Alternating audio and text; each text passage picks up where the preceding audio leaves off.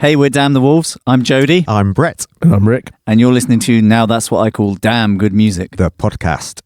In this episode, we'll be talking about The Black Parade, the seminal third studio album by New Jersey band My Chemical Romance. Recorded in Burbank, California between April and August of 2006 and then released in October of the same year. Produced by Rob Cavallo. You chaps must know of some stuff that he's done. Green Day. Yes. Any others? Loads. So many I can't mention them. Meatloaf, Eric Clapton, Kid Rock. Oh, blimey. Yeah, lots of them. His total album sales of albums that he's produced is over 130 million. No way. That's a good record, isn't it? Let's hope he was on a percentage rate. So how many of that 130 million do you think The Black Parade has sold? Ooh. I'm going to say... I'm going to go... Go on, you go first, Brett. Oh, no. It's always embarrassing. I'm going to go 4 million. I'm going to go 7 million. Okay. You both very, very close. 4.5 million. Oh, what do you mean both? I was really close. I was close. Yeah. Wow. Yeah, it's good. It's the 870th best-selling album of all time. Mad. Crazy. Yeah, quite amazing. Do you know what all the others are? No. No. But we've been through this, haven't we? And we know that number one is Thriller. Yes, we had to Google it though, Okay. but yes. We did, yes.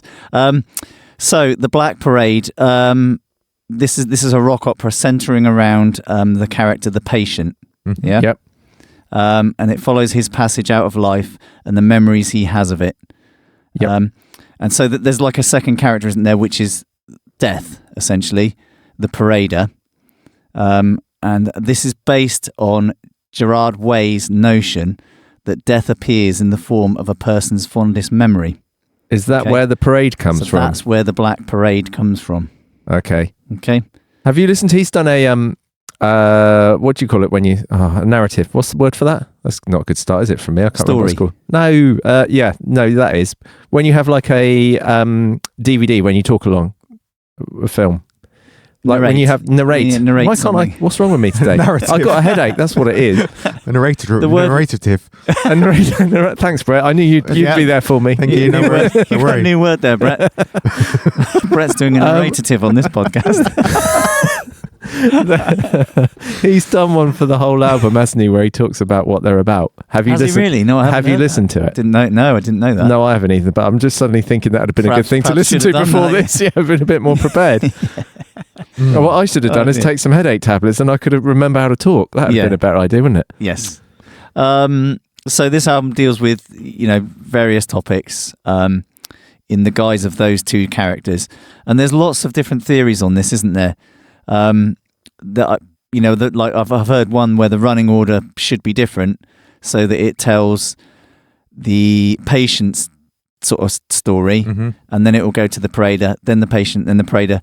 But the track listing's all mixed up differently, but it tells a more fluid story. I have a theory on this as well. You do? Go on. I haven't thought of it in the perspective. To be honest, I don't know. My perspective is it's all from the patient's perspective is what I think the album's written from. But I also think it's an album at the end of the day and it's music. So I think sometimes the songs are just arranged where they work musically. Yeah. As well as the lyrical story and the concept part of it. Yeah. Okay, well we'll talk about each song as we go and a little bit about what we think it's about and stuff like that. So let's start at the start, shall we? With The End, track 1. Great start, isn't it? The End. Yeah. Heartbeat monitors. So the heart monitor sets you straight up with what it's all going to be about and where it goes. Yeah. Can I talk about what I feel when I listen to this? You have to listen to the album a few times to get your head, and it's quite an obvious thing, but when I sit down, I think it puts me in this thing where I'm in a theatre and I sat down and the curtains are shut, and like before the curtains open... Hang on a minute, is this going to be a dream, Brett, you've had? No, this is how I feel when I listen to the album. I think this is what he's trying to get across. I feel like I'm in the audience, sat down, the curtains are shut, and this intro comes on, the prelude kind of thing comes on, which ironically is called The End, which is like not at the end, is it? It's at the start. But anyway, and then this first track, and you and the intensity of the intensity, is that the word? Intensity of what is about to happen. You got intensity. He's got titty on the brain. Listen, hear me out. I'm getting deep here. Sorry. And it's just this mad kind of minute and a half of music where it just builds, and then I know I'm not moving on to the second track, but then the curtains open and then the show starts, and that for me is how I feel. What's interesting? Okay. What you've just described is a lot like how they perform this live. So right. they put out a DVD. I think it's live in Mexico, and basically Gerard Way is on his deathbed as the patient in the first song. Uh-huh. I could be remembering this wrong because I haven't watched it for years, but that's exactly what it's like. And then when the band strikes up, it's kind of like, all the house lights are on and away you go. That's they toured extensively doing that, didn't they? Yes. Album. Yeah. So they toured as the Black Parade. That was any performance of songs from this album. They were the Black Parade. Something I was going to add before we delve into it too much is that I really love this album. Yes. No, I think it's a phenomenal album. I think it's a career-defining piece of work. I think the lyrics are brilliant. Musically, it's brilliant. It's such a massive undertaking. Yeah. Uh-huh. Yeah. And I'm a really big fan of it. Can I ask where you were when you first heard it? No, because I can't remember. I was later on with it because I remember we with the band that we were in, we covered Famous Last Words, I think, and it wasn't until then that I actually sat down and listened to it. And that was going, probably. So I can remember really late to the party. Ago. Yeah, but on the big singles and stuff, obviously, I remember. 2006 it was, wasn't it? Because I can remember the Black Parade was a number one single in the UK, wasn't it? Yeah, there was number one. It was big, wasn't it? Yeah. Big single. So I can remember that, and I can remember the album being big. I was doing some guitar teaching at the time, and I can remember teaching people bits of it, the songs being asked about it, and then thinking, I quite like this. So I must have listened to it or bought it around that time. Yep. Anyway, let's get back to the end. Track 1. Do you think it sounds like I hear the Wall in this, Rick? Do you hear that? Massively. Like the. Can I talk about the Wall? It's the toms and the guitars when those big guitars come in and they're and I love the. You're singing in the Wall in the flesh, aren't you? Yeah. That's of what course. you mean. Yeah. But so there's that. Sorry, I got a guitar already. Sorry. Oh, what? That bit. Yes. Yeah. Okay, we know how the song But from goes. that moment onwards, I'm enjoying it. Take the guitar away. You're kind of in the album then, aren't you? From the start, it just draws you in, and you just don't, because the sound, the production, the in the flesh, Pink Floyd is this, isn't it? I was trying to think of that. Sorry. It's for me. It's like it sets up this grandiose soundscape of the album totally, that you're going to hear. Yeah, your layers of guitars and strings, and you've got the big drums and the lots of backing vocals. But just the sounds, the drum sounds and all. I think as far as albums go, there's a few albums that I can hear and think that this is perfection to me. It's an awesome sounding album. It's an awesome all sound. the sounds great. Brett, ready?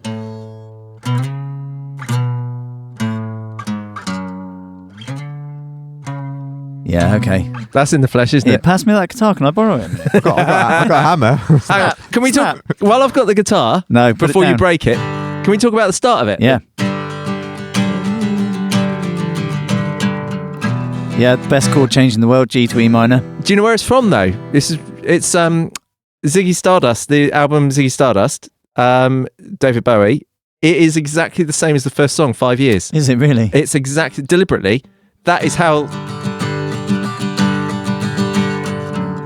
That's how Ziggy Stardust, the whole album starts with that. 5 years starts with those changes. It's funny that this song reminds me of something that could have been on Alice Cooper's $1 Billion Babies as well. Oh, no way. I can that hear big kind of rock opera big production thing. And that kind of slightly horror vibe about it's some lyrics. sinister.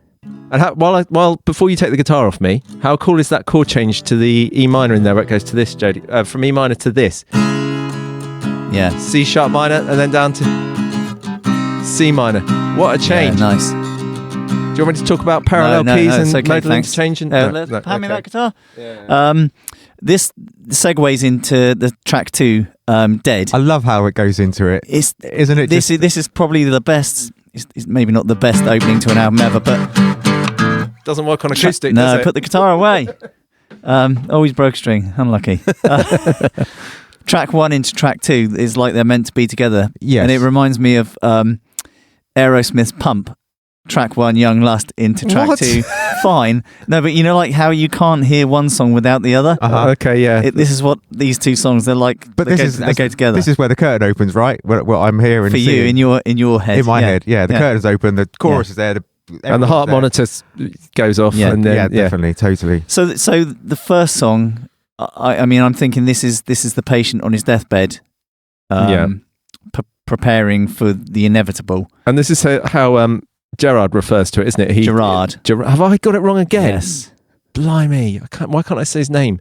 If only he'd been called Gerald, it'd have been so much easier. Do you think they'd have had the success they had if he was called Gerald? No. I'm gonna. Can I call him G-Dog? So going into track 2, Dead, this feels like it steps back in time. Yes, lyrically. Yeah, I guess so. Looking back from the intro, the end. Yeah. And musically, how cool is it? How cool is that guitar? It comes in a great big and then you're off. Yeah, it's kind of bouncy feel to the. It's that swing, the swing stuff. Yeah. Swing feel again. It's great. It's one of those head nodders. It's also nod your head. There's little bits throughout the album. There's little musical themes as well as obviously the lyrical theme running through the album. There's clearly, as I've said, that I think there's Rise and Fall of Ziggy Stardust is in there, but also In the Flesh. And All of the Wall, there's bits of that. But in this, I can hear Night of the Opera, and I can hear some Brian May. Yeah, in the guitar part at the start.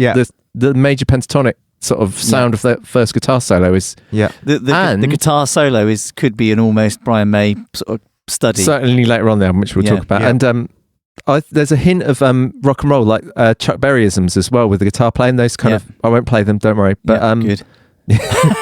Then obviously resurfaces and Teenagers later on. So these little thematic things that appear There's a lot throughout the album is great. That run through, as well as their own, their sound, which for me is that kind of loose, kind of power chordy, punky, rhythm guitar with an octave counter melody between that guitar and the vocal. There's definitely a punk rock kind of classic punk rock core to a lot of these songs, isn't there? But then it switches up at the end of this and goes into that total field change with the la-las. Yeah. And it's just, you think, oh, this is mental for the first listen. But you need to have this album in your head a few times to start understanding. There's a lot to take in, I think, as a listener to all of these songs. But it's just great. It's just like, that. I love that part of the song. The ending? You just want I think the lyrics are pretty poignant. Oh, amazing. At the end. If life ain't just a joke, then why are we laughing? And then to end it with, if life ain't just a joke, then why am I dead? Yeah. And what the bridge where you get one of the first characters in, which is the doctor, isn't it? Yes. Where, in my honest observation during this operation, found a complication in your heart so long. That's where he puts on that voice. I'm not going to do it. Yeah, saved everyone then. But that voice. And can you hear after that or in that bit all the horns, the brass? Does that remind you of Sgt. Pepper? Yes, it reminds me of Sgt. Pepper. Yeah. So. I love how it references like so many classic concept albums, like the greats from generations before, and it almost box ticking of like, there you go. There's a bit. Obviously, their suits they wore, their black marching band suits were kind of Sgt. Pepper but black, weren't they? Like the emo version of it. Yeah, which is awesome. Yeah. And lyrically, while we're talking about that, I've got a lot to say about lyrics, so I'll try not to say too much. I really like. There's a sneaky little mother trucker in the outro. Have you heard him do that? Where he goes, oh, yeah. I don't want those little black stickers on this, so I didn't say it. Keep it clean. Oh, yeah. There's loads of great bits about this song. It's a good. I kind of feel like this is more the opening, like the first thing that you. Well, the Brett's description of a prelude was quite cool, wasn't it? Yeah. So this is kind of like the main first track, isn't it? But it kind of does set everything up, and it sets the album up. Mm-hmm. Into track 3, This Is How I Disappear. Yeah, love this. So this is the patient realizing that nobody will miss him. Yes. Yeah. Yep. And that his memory will fade. And that and that he's scared or aware or feeling that he'll disappear without being loved. Yeah. It's really sad, isn't it? Yeah. Just really sad. Yeah. And the hi-hat count at the start. Brett. Oh, I love it. It reminds me of Fuse a little bit. It's got a little bit of, I don't know, the first kind of intro of this song. I feel very Fusey, very. I always think it gives that kind of live feel. Yeah, hi-hat count. Yeah, definitely. But then they got the manic tambourine that runs through this, haven't they? It's just which is so cool because it's such a prominent feature as well. Often that's sort of hidden away just to give a subtle lift to choruses, but in this it's like no, go for Someone's gone nuts with it. Massive energy there, isn't it? The intro. The whole build of this intro with the intensity of the drums, the drum fills and everything. Love it. the way it builds to that filtered go. Yeah. I think that is amazing. But it could have been, for me, the go could have been more filtered, more messed up, and a bit louder. So it felt like, because it then does really crack into a really pulsating thing, a riff, doesn't it? And how cool are the bass and drums in the the verse? bass sound in this, I think. The verse is really cool. You don't hear a lot of bass in this album, do you? It feels like the bass is kind of there, it's doing its job, but when you have the moments like in the verse when you can really hear that fuzz. Real dirty. Yeah. This is the only song that I've actually referenced the bass sound at the album. Oh, really? Yeah, that really sticks out to me, that I really enjoyed. There's a few moments on the album, but I've done that classic thing that we keep doing when you re-listen to an album, and I put it on headphones, think, right, I'm going to have a good listen on headphones. It's like, I noticed the bass more than I've ever noticed before. I've done it with this album, and I've never noticed it before. Maybe you've got the extra bass feature turned on your headphones. I can't hear it. Well, I'm a 1980s what do you call a Walkman with the extra bass switched on. Yeah, no, I'm not using that. Oh, I need to get that back in my life.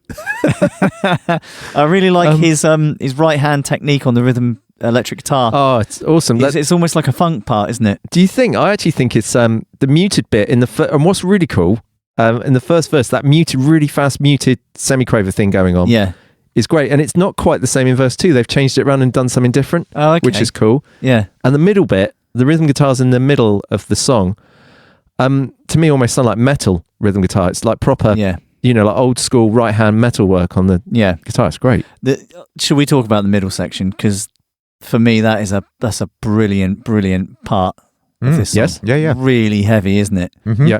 And the way he delivers the line, "You want to see how far down I can sink," is dark. You see, and that's what makes me wonder whether this fan theory that I've heard, that some of the songs are sung from the parader's perspective.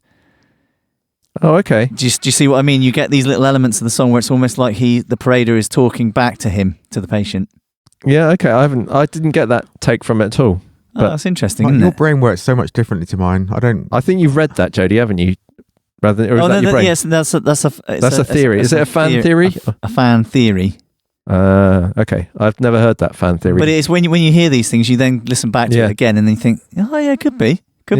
Mm. Yeah. Well, I'm a fan, and I have a different theory. So we can. But that's good, isn't it? Yeah, that's great. That's the whole great thing with it, isn't it? Yeah, that's brilliant. It's a very solid third track for me. I wanted to talk about the kick drum, Brett, because I know you like a kick drum. I like a kick drum. There's some really cool accents and offbeat things going on in the chorus with just the kick drum. Have you noticed that? Yeah. It's great. What I didn't want to do. That was a technical description there. Was that a kick drum like a doof, but you did a oof? Well, I think that was the feeling I get from the doof, was the ooh. Right. I was going to delve deeper into the production of this and the drums and how much of it is. I think it's real and played live, but go on, delve away, my son. Well, no, I didn't. So I didn't want to ruin my. I didn't want to ruin my. That this is, I think, probably up there with maybe the best album as far as sounds goes, and I want it to be real and organic. I didn't want to be spoiled by it not being real.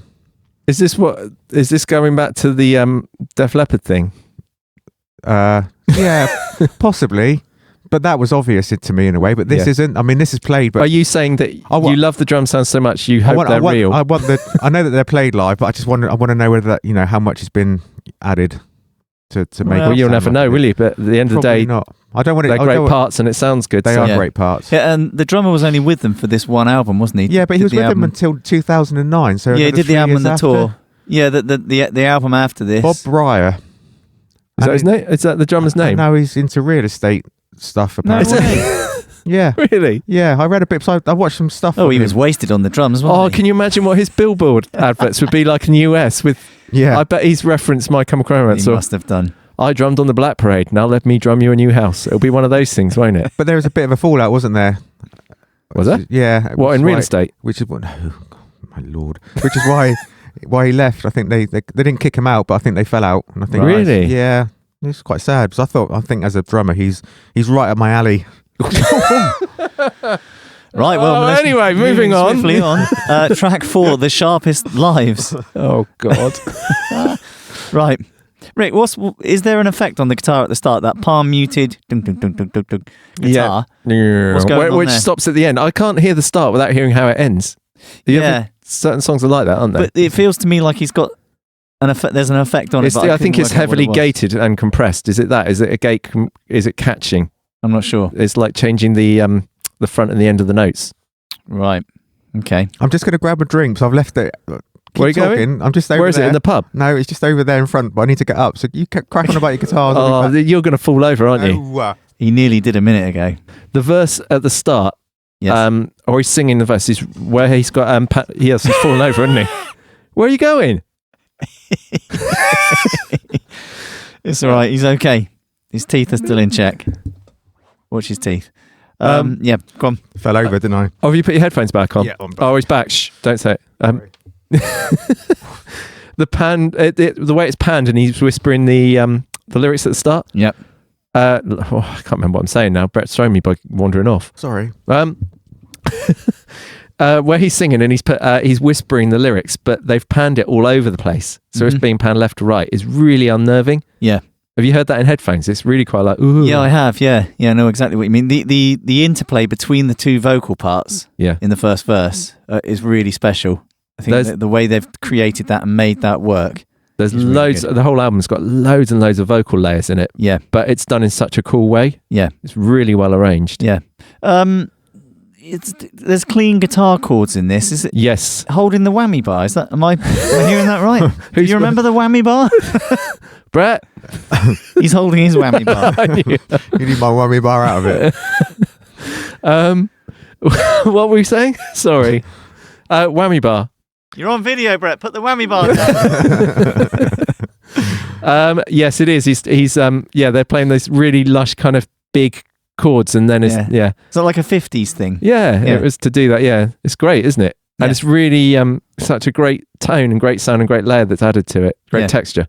Yeah, I love the line into the chorus, the break, and that. Yeah, I just think that's. I think that sticks in my head more than anything else in this album. When you're working, you've had to listen to the album like. I just love that. Yeah, it sets the chorus up lovely. How great is the kick drum in the chorus of this, Brett? Yeah. Definitely. And solid pumping along, isn't it? There is. Great. Yeah.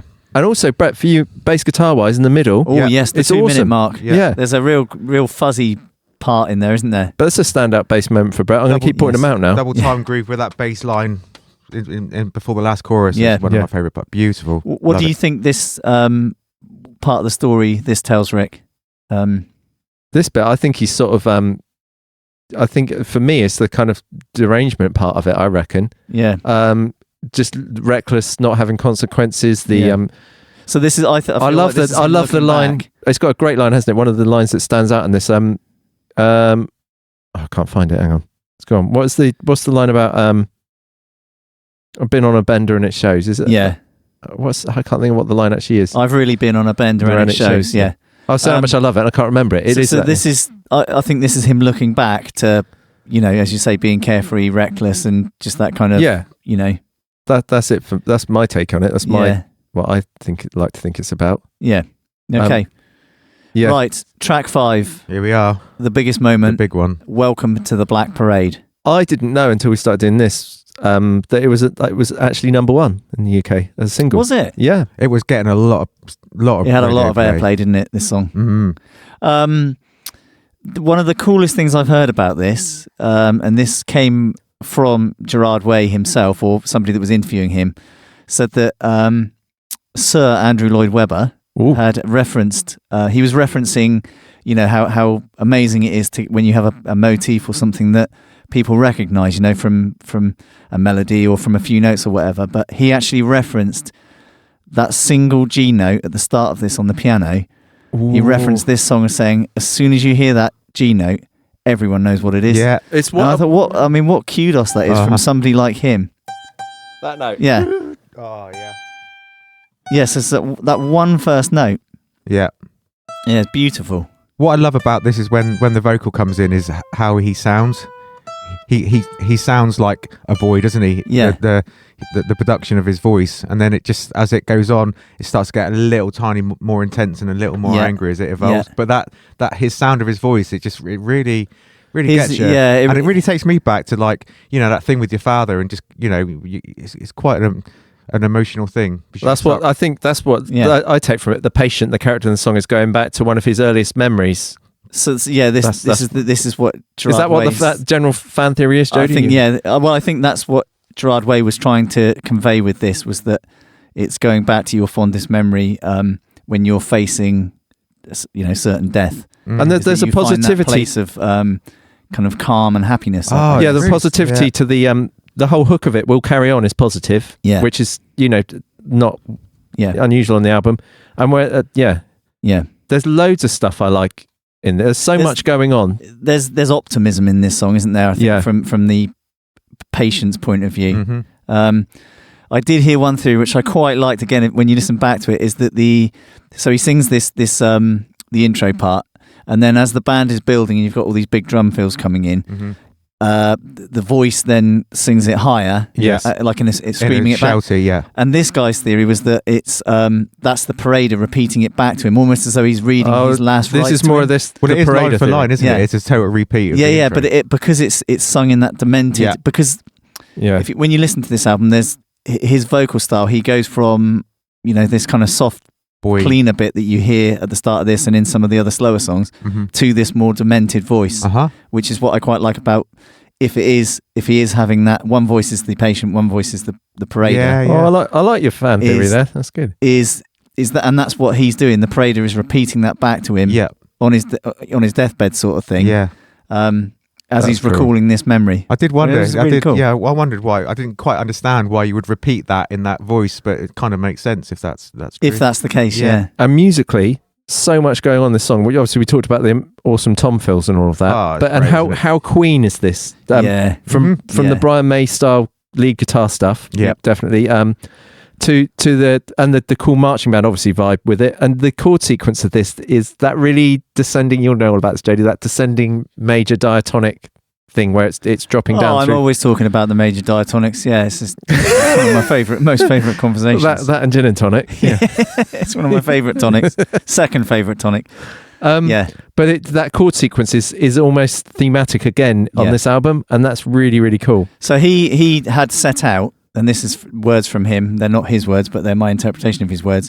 They had set out to write a modern day version of Bohemian Rhapsody. Oh, okay. He holds that in esteem as being his, like the best song of all time. So, and he sort of said, you can't rewrite it, but you can certainly borrow from it. And I've heard bits of interviews from Gerard, yes. Where he said also that the wall thing was deliberate. In the Flesh was a deliberate reference in the first song. Yeah. And that he's fully aware of that. They're all intentional references. Yeah. So, but they've taken them and made something. Something so but how cool is that? Yeah. To almost reference all the great concept albums before, nearly a lot of the big ones, and then do something with it. I feel quite proud of myself that I knew that without knowing it. What's the Flesh bit, the Pink Floyd bit at the start, and was just feel quite proud of myself. Well done. Simple little brain. Do you think? Sorry. I got so much to say about it. Here's a fun fact for you. This song actually started out called "The Five of Us Are Dying." Really? Yep. That's they wrote this song, and then I think he had this whole Black Parade idea concept. He knew he wanted to call the album "The Black Parade." And there was a working title that was different. Did you know that? What was the working title? The Rise and Fall of My Chemical Romance, or The Death of My Chemical Romance, or something like that. But it was never seriously going to be called it. That was the working title. Right. Okay. But they had this song already, and then they readjusted the lyrics. And I think he was sort of saying that they found it really hard to change the song because it had been around for quite a while. Oh, okay. And you know what it's like when you've got a song and then you change it up. It is quite hard to get the old version of it out of your head, isn't it? So it's quite interesting. Do you think the massive amount of gang vocals at the end is really reminiscent of of a typical music? There's loads of musical stuff in it, but it's very like all the cast are out singing that bit. That's what that makes me think of. Yeah. Yep. And also something else that I hadn't noticed before that I noticed when I listened to it again this week is there's like a glockenspiel and bells in the last chorus. Have you noticed that? No. I think it's a glockenspiel. There's some really like almost childlike instruments being played like on the bells high up. That's cool. He did say they wanted to have a children's chorus singing at the end of this because it's obviously so it sounded like Annie or something like that. Oh, I think it was more the fact that because it was told from him as a younger boy perspective, it was bringing that.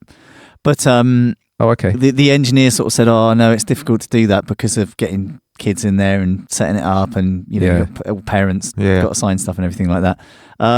So what they did in the end is he went in and recorded loads of different tracks. I think other band members did as well, and then they basically just pitch shifted. Did they really? Really? Yeah. No way. And the engineer, after they'd recorded this, said it's the most tracks he'd ever recorded or he'd ever mixed for a track. Really? At that point. Wow. So interesting stuff. I like. I'm not surprised. There's a huge amount going on. I like how it finishes, how it starts almost with that marching snare drum and that big. Yeah. And I love how they've kept that. There's just a marching drum and then the band and the drums come in on top of it. That's the great. final full stop. Yeah. Love it. Yeah. I'm going to throw this out there and you're going to go, ooh. What are you throwing around now? Is this the best song of the emo era? I think it's one of the biggest. Yeah. Okay. Well, I'll leave that as an open-ended question. I still like Hum Hallelujah by Fall Out Boy. Track 6, I Don't Love You. That wasn't supposed to be a dig. I quite like that song. I don't know where that came from. Sorry. Track 6, I Don't Love You.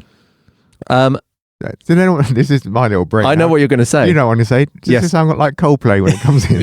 It does. It's got that real reference to yellow, isn't it? What, Brett? You were into Coldplay to start with. Was it the same sort of time? When was Yellow? Yellow was 96, 97, I think. Was it? 96, yeah. Was it that long ago? Was that far? Yeah. Blimey, I thought it was like 2000s. No, 2000 was Rush of Blood to the Head. Oh, crikey. So, yeah. Blimey. But yeah. Yeah, no, it does. What's that? You would like to hear it, Brett? No. I'm glad if I must, that bit. No. That bit you mean? That sounds like you're playing the Bangles. No, that doesn't sound like the yellow. It's a bit when the band comes in. Close your eyes. Give me. No, that's a song, isn't it? That is a tune. There is.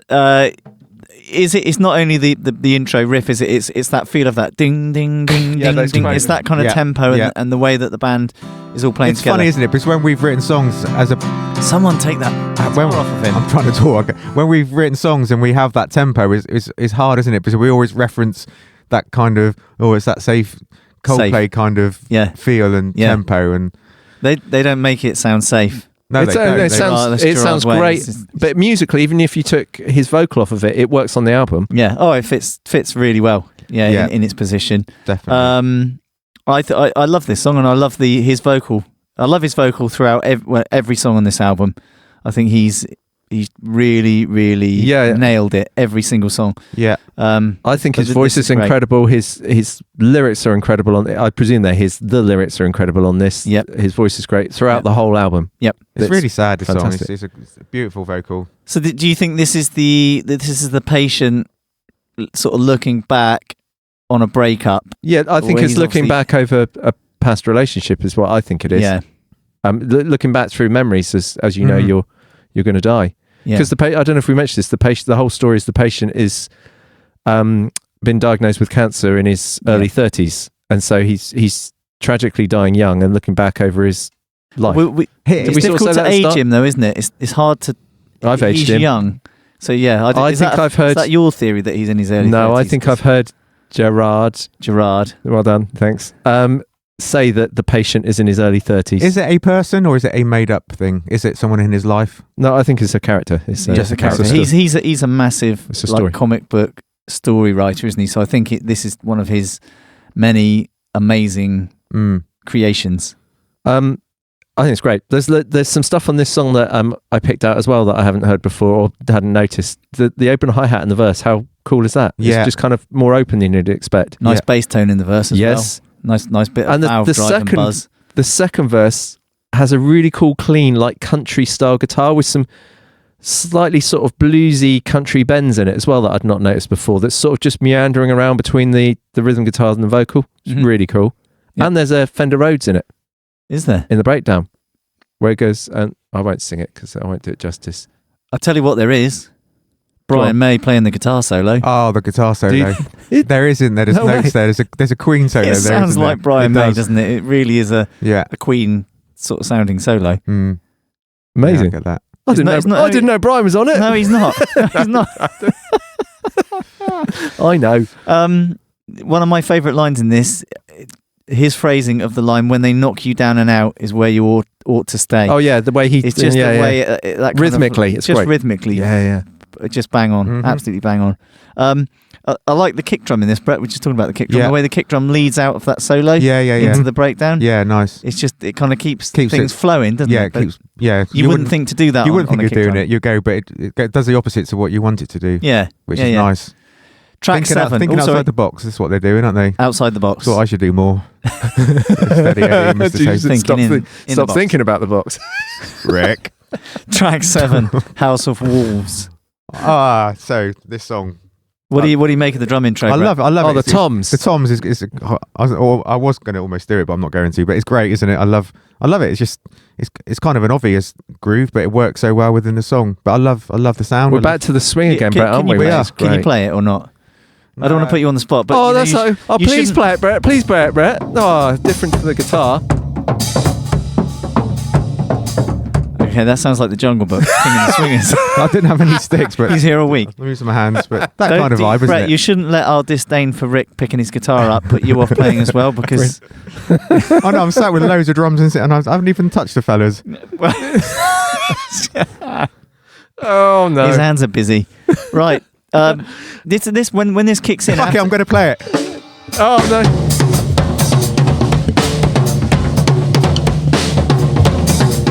Something like that, right? Yeah. Cool. And when the band kicks in, this feels to me like classic kind of 70s punk, like rock riff and phrasing, and the way that just the way it's put together.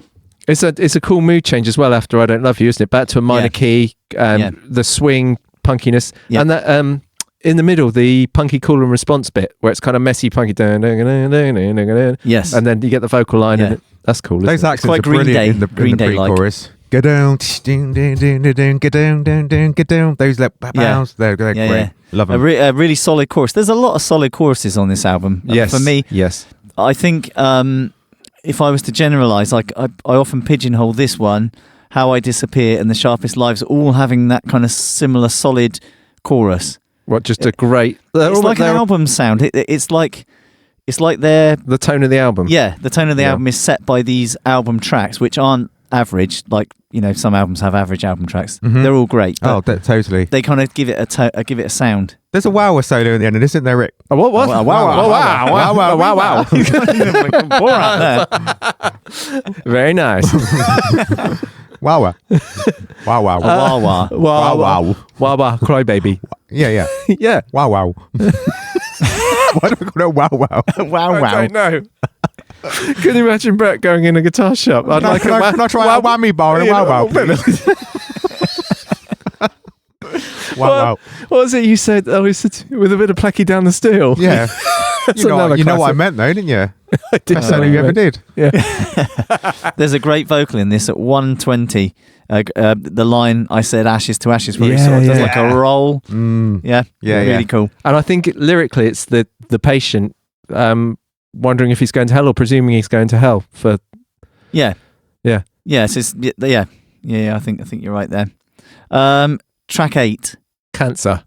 Oh, I got a lot to say about this. Oh, okay. No, I haven't got a lot to say about it. Do you want to start, Brett? Just this, when writers write songs, you tend to not use the obvious words, don't you? You find poetry and stuff to make it kind of, I don't know, I'm trying to explain what I'm thinking, but they're so poignantly words in this, the use of words, chemo, and I think what you're trying to say is that in quite a lot of writers, and I know we do it, Rick, when we're working on lyrics, is you try not to say the obvious. Yes. You try and metaphor around the obvious sometimes. To create poetry in a way, but what he's done is just been totally blatant.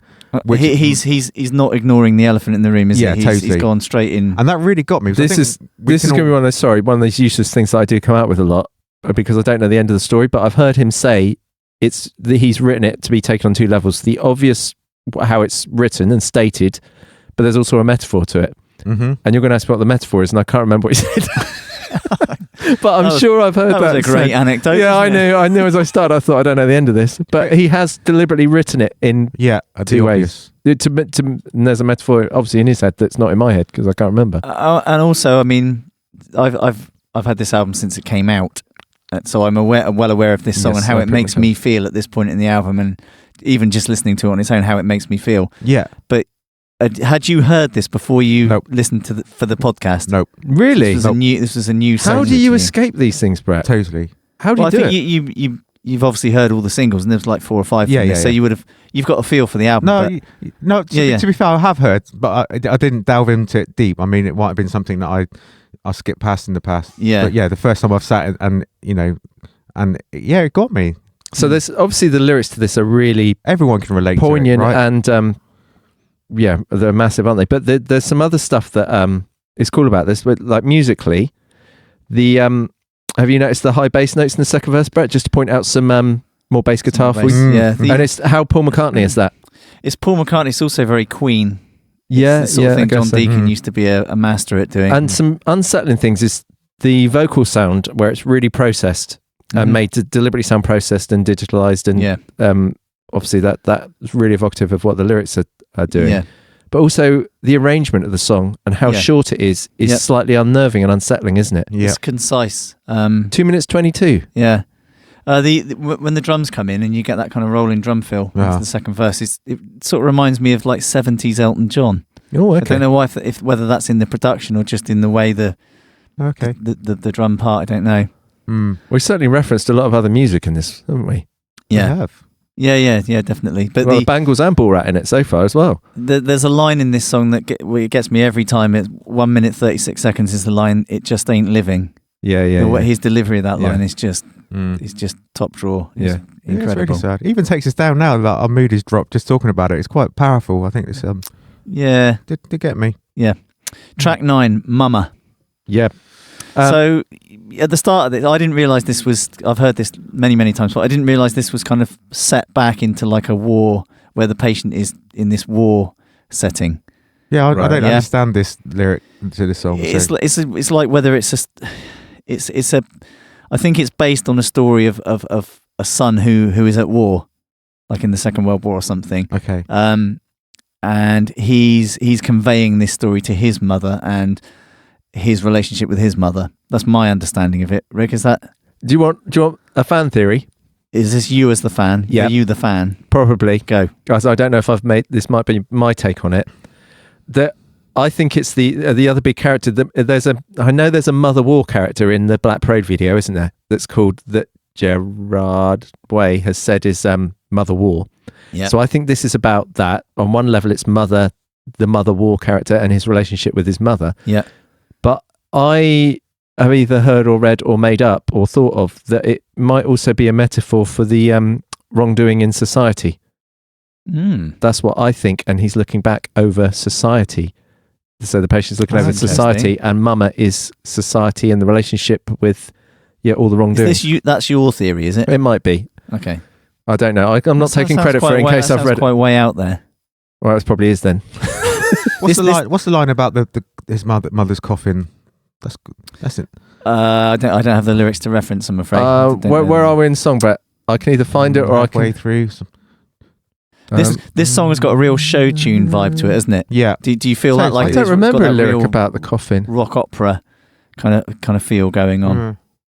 Oh yeah, and right now they're building a coffin your size. Yeah, that's quite a thing. Mama, we're meant for the flies. Well, I think I'm full of lies. And right now they're building a coffin for your size. If the story that I believe it, that kind of this war kind of thing, is that he's killed someone, and he's writing letters to his mum, and she's kind of said, I disown you now because of what you've done. Oh, really? Oh, okay. So I didn't get the war thing. I got that element. Well, do you not hear it right at the start? Yeah, right at the start. There's a war. You can hear. Oh, yeah. You can hear like blasts, and you can hear sirens. Mm-hmm. I think musically there's a load of cool stuff. It's cabaret, isn't it? Yeah, it's totally cabaret. And the kind of accordion and violin in the outro. So and the outro is so musical. Did you know? Sorry, that Liza Minnelli is. I was just going to say the cabaret element. Liza Minnelli is the female, is the mother voice. Yeah. Oh, but you knew that. I didn't know that. No, and also a lot of the backing vocals are the band's mums. Oh, is that right? Okay. Yeah. Wow. Well, just to cut down on paying people. Well, yeah. Yeah, you don't have to pay musicians' rights or union rights or anything like that.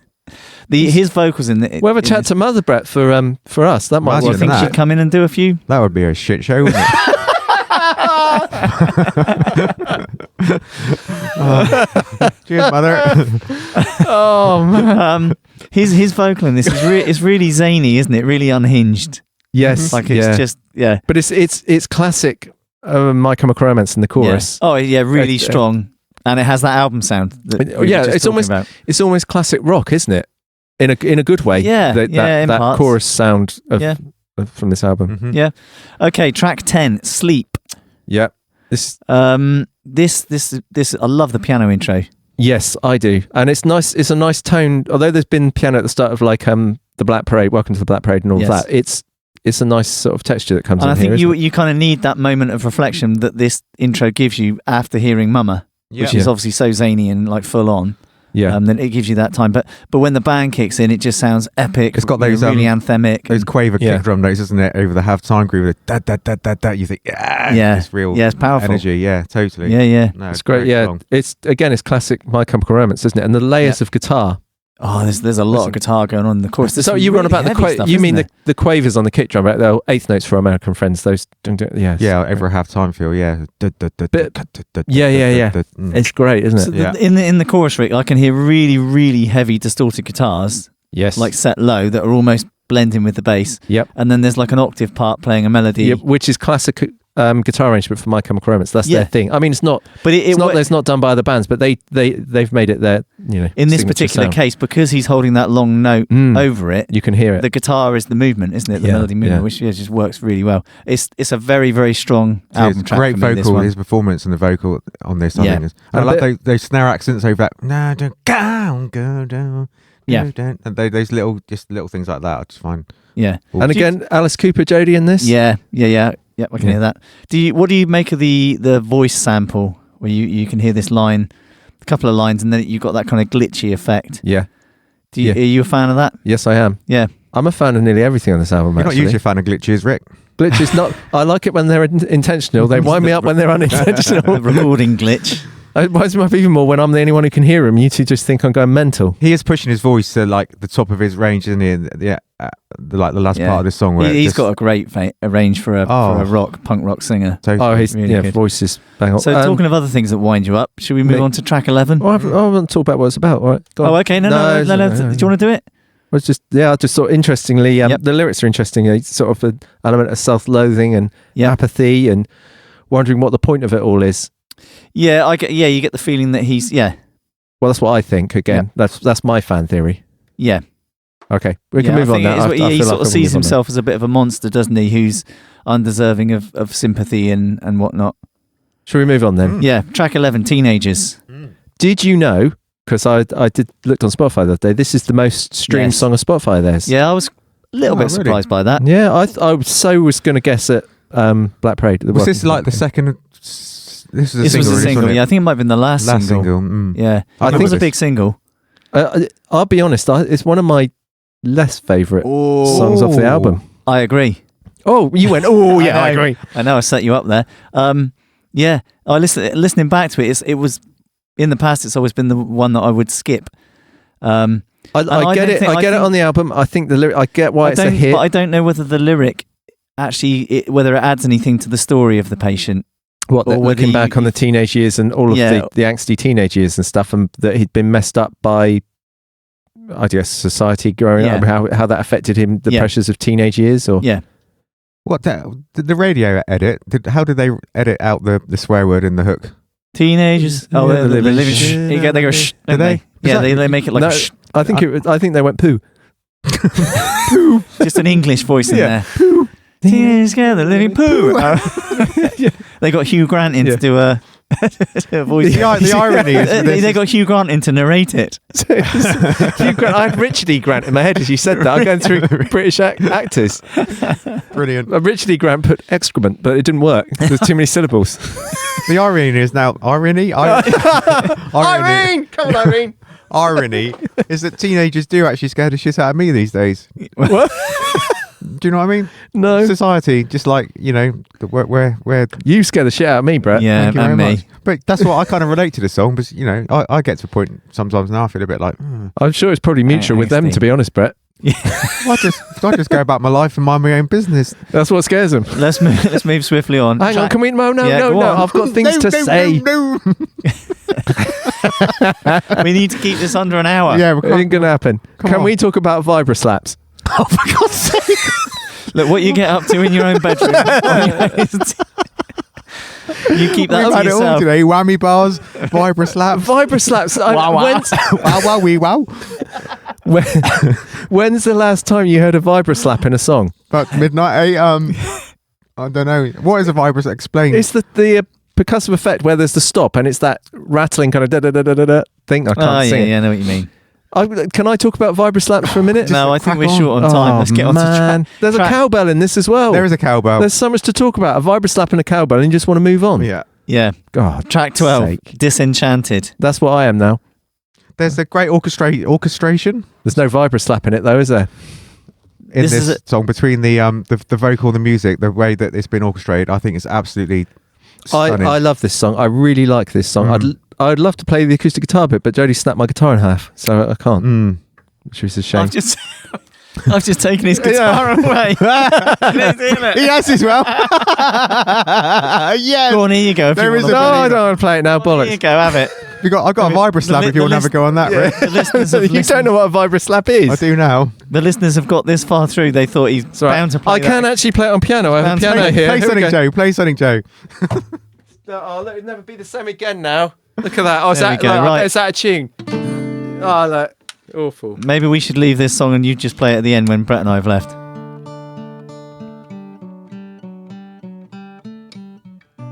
It's a great It's part, a isn't it? beautiful part, isn't it? It really is. And what I love about that part, it's a really cool, classic, sweet acoustic guitar part, is that it comes back. Have you noticed this, Jodie, later in the song? Yeah. Played on a 12-string electric guitar. Oh, really? I heard the part, but we all love a 12-string electric guitar, don't we? Because they it did in the sounds 80s. like Tom Petty. Yes. Or what's this song? What's the Ryan Adams song, Jodie, that does that? Is it Last Singer Just Smiled that starts with a acoustic and then it does the same thing? I don't know. All right, That is a Ryan Adams song. Yeah. The one with that melody. Yep. When this song kicks in, it sounds a bit Bon Jovi to me. Ooh. Oh. Well, they're New Jersey boys, isn't they? Well, this is it. But it's got that feel of kind of not soft rock. That's probably the wrong phrase. But it's Early I think Bon that kind Jovi. of laboured. No, later Bon Jovi with it just kind of that just was something that sprang into my head. But where it differentiates is Gerard Way's his presentation of the vocals in that. Mm-hmm. I think this is one of his strongest vocals on this song. No, I agree with that. It's a really beautiful good. I really, really like this song. I can't believe you've referenced Bon Jovi. Well, it was maybe it's the D, B minor, G, A. Moving on, the verse 2 where he's the lyrics are great, aren't they? Yeah. Spent my high school career spit on and shoved to agree. Yeah. So I could watch all my heroes sell a car on TV. Bring out the gold guillotine. We'll show them all what we mean. It's really good, really good. Mm. So in the story of the patient, do you feel like this could be him looking back, on his life, kind like of a reflective nostalgia, reflective, kind of a bit sad, bittersweet. Yeah. That's my fan theory. Yeah, and you get the line, don't you? A lifelong wait for a hospital stay. Yeah. Which is heavy. It's great. Yeah, great song. Yep. Track 13. I love this song. Oh, I love this song. Famous Last Words. Hang on. Do you like this song, Jodie? Have we all agreed on something for once? I love this song. So all three of us love this song. Yeah. We covered it, didn't we? Did we? Back in the day. We don't think we ever gigged it. We covered it. I learned it. I remember learning it. I have no recollection. Maybe we did it for our own oral pleasure. I beg your pardon. I don't know what you did for your own oral pleasure. Oh my lord. Anyway, great song. Great song. What a belter to finish the album with as well. Yeah. Some of my favourite drumming on this song. Is it? Okay. This song is the organ in the verse is really cool. I've only noticed that recently. This song feels like it's a summation of everything that you've heard on this album. Well, what I really like about it is it's a little bit of hope, and it's bright. It's defiant. It's not too late. Is it it's open-ended as well. Yeah. Is it hopeful? Is he dying? Or is he, and is it all about love? Is that what, and you know how much I dwell on those sort of lyrics. So it's yeah, I think it's a good end point because it does feel like it's hopeful, and it's almost like you're left with feeling you don't know whether he's been granted life. And it's there's so many things. It's a great, triumphant, great Storming Rock song, but there's an intimacy on his vocal, especially when I See You Lying Next to Me, where he keeps repeating it. Yep. And all the overdubbed voices at the end. Yeah. And how powerful is the fade out, but they leave all of the vocal leave vocal layers in there. It's slightly unsettling, but also powerful. Yeah. Oh, I really love this song. Yeah. Really love it. You're just saying about the intimacy of his vocal when it drops to the breakdown and he sings the and when you go line. Yeah. Is really, really moving, really powerful. And of course it does end on that uplifting kind of moment of hope, doesn't it? I'm not afraid to keep on living. Yeah. Yeah, and I'm not afraid to be alone, and I'm not afraid to love is what I take from it. And I so it's good stuff. It's a very powerful ending. Which makes me question why they have got a secret track 14 of Blood. Do you know what I wrote about this? I have nothing to say about this song because I think you had to write. You had nothing to say. I did. Do you know why? Because why did you not leave it blank? Because it upset me. Because I thought it didn't need it. With it was a great out. I don't know what it means, and it was a tough listen. And I'm like, it's difficult for me because obviously I was on 1980s Walkman. I had to spool it on for a while, didn't I? Spool it on with a little pencil. With your extra bass. with your well, I had to turn that off, otherwise so I had to turn the extra bass off to spool it on. Euphemism. I don't know whether this was written during the writing sessions and recorded, and they didn't know where to place it in the track listing. Don't put it there. Didn't need it. No. So whether it's that, and they just sort of thought, we're going to include it, or whether it's really clever, and I just don't really get it. No, do you think it's? I think it's just for me. It's what Brett was saying to start with the kind of theatre and the musical vibe, and it's almost what's the word for this? Is it epilogue? The opposite of like a prelude or like an epilogue, just something put on the end, just to like as everyone's walking out, the curtains are shut, everyone's leaving, maybe. And it's really old fashioned musical kind of. It's slightly humour, slightly definitely grisly. Got that production about it. Yeah, it's I think it's just a little quirky. Yeah. I think this is 51 millionths of pure brilliance. I agree. Album. I think it's one of the. Oh, well, I thought you meant that. I think it's as you've sort of said earlier, Rick. It's a career-defining album for My Chemical Romance, and their two first albums I really, really like. Mm-hmm. Where they went after this was just weird because didn't they release a load of singles then? Well, the next album was The Danger Days, wasn't it? Yeah. And it's just, how they can come out with the songs that are on this album, how they can write a song like The Black Parade and then do Na Na Na Na Na Na Na as the next single from the next album was just, I can't quite understand that bridge. So I think it's a moment of brilliance. Mm-hmm. And Gerard Way has done lots of those. He's, with comic books and the Umbrella Academy, which is a TV thing that is that a Netflix thing? Yeah, it's on Netflix, but it's a story that he wrote and developed. Okay. So he is creatively brilliant. Yep. Mm-hmm. And I think this is him at his peak. Well, and I like the album before. Cheers for Revenge. Sweet Revenge. Yes. Yeah. I'm Not Okay, Helena. They're awesome. Love it. But this album for me is really consistent. Really consistent. There's so many high points on it. So many great tracks. Yep. And one of those albums we all don't listen to albums. It's not just we. I think people in don't. General. But this is one where you can listen to it, and being a concept album helps, but listen to the whole thing, and there's very few moments where you just think, I'll skip this. Yeah. It's just, if any moments, in fact, if any, I can listen to the whole album. Right, so it's going to be hard asking. Favourite track? Ooh. I don't know if I can do it on this one. I do like. If I had to play, let's do it. That thing of like if you had to play, if someone said to you, "Who are My Chemical Romance?" Well, the obvious choice would be the Black Parade, but I might just say they're just a great rock band, and Famous Last Words does that. Yeah, I'd say that's what I just said. Do you think? Yeah, I'm torn between the two, Famous Last Words or the Black Parade. I also love Disenchanted. I really do. I know that you've slightly ruined it for me by saying Bon Jovi, which means I can't listen to it again. But yeah, and I love Dead. I also love This Is How It Is. But I love Sharpest Lives. It's stonking album. Yeah. Cool. Thanks for listening. Please check out our band, Damn the Wolves. Find us at damnthewolves.com and please follow us on all the usual socials.